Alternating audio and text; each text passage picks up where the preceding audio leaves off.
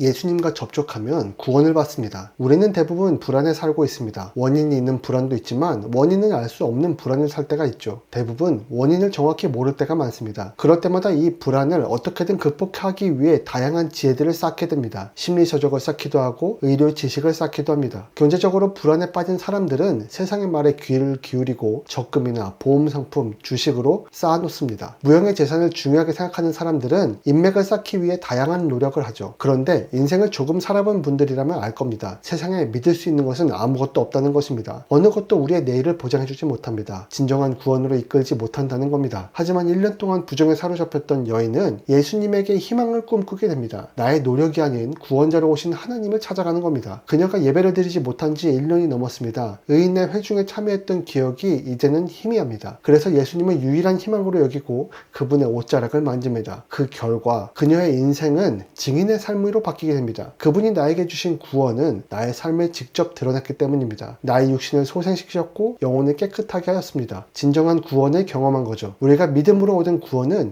이런 구원입니다. 우리는 생명을 살리는 일에 열심을 내야 합니다. 이번에 예수님은 더 극단적인 구원을 베푸십니다. 지방의 관리가 찾아와 자신의 죽은 딸을 살려달라는 겁니다. 이 부분을 주의 깊게 생각해야 합니다. 예수님은 유대인입니다. 유대인은 죽은 시체를 가까이 하지 않아요. 당연히 거절해야 합니다. 이 관리는 지금 예수님에게 무리한 부탁을 하는 겁니다. 아니, 무리한 정도가 아니라 불가능한 요청을 하는 거죠. 죽은 자를 살려달라니요. 이건 영적인 죽음으로 둘러댈 수도 없는 확실한 죽음이잖아요. 이 순간 예수님은 단 한순간도 망설이지 않았어요. 주변에 많은 관객이 있어도 물러서지 않고 생명을 살리는 일을 행하십니다. 죽어있는 소녀에게 가까이 가서 손을 잡아 일으키셨습니다. 저는 이 사건을 타인을 위한 기도는 어떠한 힘이 있는가 생각해 봅니다. 소녀의 믿음으로 구원받은 것이 아니라 아버지의 간구로 딸은 부활했습니다. 사랑하는 성도 여러분, 우리가 올바른 믿음을 갖고 있다면 그게 어떠한 악조건이라도 예수님은 반드시 일하십니다. 소망을 품으세요. 예수님은 나에게 방법이 없어도 이치에 맞지 않아도 예수님만이 구원을 베푸실 수 있다고 믿고 간구하면 응답해 주십니다. 나의 간구에 예수님의 응답이 내가 원하지 않은 응답일 수 있어요. 두려워하지 마십시오. 예수님의 구원은 나에게 필요한 진정한 구원입니다. 예수님은 참된 하나님이십니다. 어떤 사람들은 구약 성경의 하나님과 신약 성경의 예수님을 분리해서 생각합니다. 그래서 레위기에 등장하는 하나님과 예수님이 행하신 기적의 관계성을 부정하기도 하죠. 그러나 그렇게 이해하면 예수님의 신성을 오해할 수도 있어요. 도리어 하나님의 자비를 현대로 끌어올 수 없게 됩니다. 예수님이 이루신 모든 사역은 구약 성경에 기록된 하나님의 의지를 보여줍니다. 예수님이 하나님 자신이기 때문에 구약이 하나님이 명령하신 모든 명령 위에 역사하셨습니다. 이 사실을 정확하게 알아야 합니다. 마태복음 5장 17절에 이렇게 말씀하십니다. 내가 율법이나 선지자를 폐하러 온 줄로 생각하지 말라. 폐하러 온 것이 아니요 완전하게 하려 함이라. 예수님이 오시기 전 인간의 자율성을 존중하시고 기다려주시던 하나님이 이제는 그들의 악함으로부터 구원받은 백성들을 구별해내십니다. 바로 예수님을 바르게 믿느냐 바르게 믿지 않느냐로 구원받은 백성을 나누시죠. 말씀으로 계시던 예수님이 직접 오심으로 번거로웠던 제사도 단번에 드릴 수 있게 바꾸십니다. 그런데 여전히 구약의 율법을 따르는 사람들이 있어요. 하나님의 구원 사역에 예수님의 은혜로는 부족하다 생각하는 사람들이 있습니다. 예수님이 단번에 지성소로 들어갈 수 있도록 만드신 거룩으로의 길을 부정하고 내가 그 길을 보태야 한다고 여기는 사람들이 있다는 겁니다. 구원은 우리의 행위로 얻은 것이 아닙니다. 오직 예수님의 은혜로 얻게 된 것입니다. 우리가 받은 구원의 은혜는 우리의 공로가 아무것도 없음을 기억해야 해요. 모든 것이 주의 은혜뿐입니다. 예배를 느낌이나 감정으로 드려서는 안 됩니다. 요즘 교회에서 이런 이야기를 쉽게 듣습니다. 은혜 받았습니다. 기독교인의 인사가 되어버렸는데 이는 바르지 않습니다. 예배의 주체는 하나님이십니다. 나의 감정이나 입장에 따라 은혜가 변하지 않는다는 말입니다. 내가 예배드릴 기분이 아니면 하나님이 영광 받으시기에 합당하시지 않은 걸까요? 그렇지 않아요. 나의 기분에 형편에 관계없이 그분은 존귀함을 받으셔야 합니다. 우리는 내가 예배를 드리면 하나님은 반드시 받으신다는 착각을 가지고 있습니다. 물론 실제로 그렇게 말하는 사람은 없죠. 그런데 그런 문화가 자리 잡았다는 겁니다. 주일날 예배당에 앉아서 예배를 드릴 때 하나님께서 나의 예배를 받지 않을 수 있다는 생각을 누구도 갖지 않을 겁니다. 이것은 예배가 하나의 루틴으로 생각되기 때문입니다. 예수님을 믿는 사람들은 기본적으로 믿음이 있으니 하나님은 그들의 예배를 받으실 것이다라는 암묵적인 생각이 담겨져 있는 것이죠. 그러나 성경을 살펴보면 그렇지 않음을 알 수 있습니다. 대표적인 예배자의 모습으로 가인과 아벨의 예배가 있죠. 진정한 예배를 드리기 위해서 우리는 이것을 드려야 합니다. 있습니다. 창세기 4장 2절부터 5절 보면 이렇게 기록되어 있습니다. 아벨은 양치는 자였고 가인은 농사하는 자였더라. 가인과 아벨은 각각 자기가 경작하고 있는 제물로 제사를 드렸습니다. 아벨은 양 중에 가장 좋은 양으로 제사를 드렸고 가인 역시 마찬가지였습니다. 그런데 결과를 놓고 보면 둘의 예배는 전혀 달랐습니다. 성경적 해석을 놓고 보면 아벨은 양을 드리는 것이 마땅했고 가인 역시 땅에 소산을 드려도 됩니다. 하나님은 이들의 제물을 차등으로 두시지 않았습니다. 문제는 제물에 있었던 것이 아닙니다. 4절 5절에 자세히 살펴보면 해답이 보입니다. 여호와께서 아벨과 그의 제물은 받으셨으나 가인과 그의 제물은 받지 아니하신지라. 문장을 자세히 살펴보면 아벨의 제물이나 가인의 제물만 제사에 포함된 것이 아닙니다. 아벨과 그의 제물, 가인과 그의 제물이 예배에 포함되어 있습니다. 다시 말해 우리가 예배를 드릴 때 하나님께서 받으시는 것은 물질만 받지 않는다는 겁니다. 하나님의 관심은 물질에 있는 것이 아니라 우리 자신에게 있습니다. 가인의 제사를 받지 않으셨던 이유는 가인이 제물을 올려드렸으나 자기 자신은 예배로 내어드리지 않은 것입니다. 반대로 아벨은 자신을 드렸기 때문에 하나님께서 받으신 겁니다. 무엇이 진짜 예배일까요? 사람들의 관심은 제물에 있습니다. 여러분, 가인과 아벨의 제사를 기억하세요. 하나님이 받으신 아벨의 제사는 아벨 자신과 제물을 함께 드렸습니다. 하나님이 받지 않으신 가인의 제사는 땅의 소산인 제물은 있었으나 가인 자신은 하나님께 드리지 않은 겁니다. 이제 우리는 삶을 드려야 할 때입니다. 아벨은 자신을 드려 하나님이 받으실 수 있는 예배를 완성했습니다. 가인은 자신을 드리지 않아 하나님께서 받으실 수 없는 예배가 되었습니다. 우리의 관심을 하나님의 관심과 일치시켜야 합니다. 레위기는 이런 것들을 다루는 책입니다. 그리스도인으로서 가장 기초가 되며 항상 염두하고 살아야 하는 것은 나 자신을 하나님께 두는 것입니다. 하나님의 소원을 들어드립시다. 나와 함께 살고 싶다는 하나님의 마음을 들어드리면 그분께서 얼마나 기뻐하시겠습니까? 성경은 이런 사람들에게 가뭄에도 마르지 않는 신비를 주신다고 합니다. 칠흑 같은 어두움 속에서도 두려워하지 않게 하신답니다. 이것이 하나님의 마음이고 레위기의 기초입니다. 저는 이런 진리가 필요한데 여러분은 어떠십니까? 하나님의 나라는 도대체 어떤 곳일까요? 레위기는 우리에게 하나님의 거룩에 함께하기를 강조합니다. 이유는 우리가 하나님 나라의 백성들이기 때문이죠. 그러면 이 땅의 나라와 하나님의 나라는 어떻게 다를까요? 레위기 18장 3절을 보면 이렇게 말합니다. 애굽 땅의 풍속을 따르지 말며 가나안 땅의 풍속과 규례도 행하지 말고. 애굽 땅은 이스라엘 백성이 430년 동안 지냈던 익숙한 문화를 말합니다. 무슨 말일까요? 지금까지 살아왔던 우상을 섬기는 문화를 청산하라는 말입니다. 노예로서의 삶을 살라는 것이 아니라 하나님의 방식, 생명을 살리는 방식을 따르라는 말이에요. 가나안 땅은 어떤 곳인가요? 그것은 하나님이 명령하신 약속의 축복의 땅입니다. 일반적으로 생각할 때 하나님이 선물로 주신 것은 무조건 좋은 것이고 다 누리기만 하면 되는 것으로 생각할지 모르지만 그렇지 않습니다. 하나님이 주신 축복에도 여전히 우리가 구별됨을 지켜야 하는 것들이 있습니다. 주변 사람들이 술 마시고 교회 다녀도 술 마신다고 유혹해도 따르지 마세요. 자기 스스로를 지키세요. 예수 믿는 사람들은 먹는 것도 남달라야 합니다. 월급이 생기면 반드시 남기세요. 남는 것들로부터 주변 사람들을 도울 방법을 찾으세요. 그리고 지속적으로 그 일을 하세요. 돈이 많아질수록 더욱 힘써 남을 도우세요. 왜냐하면 하나님의 나라는 나 혼자만 잘 먹고 잘 사는 곳이 아니기 때문이에요.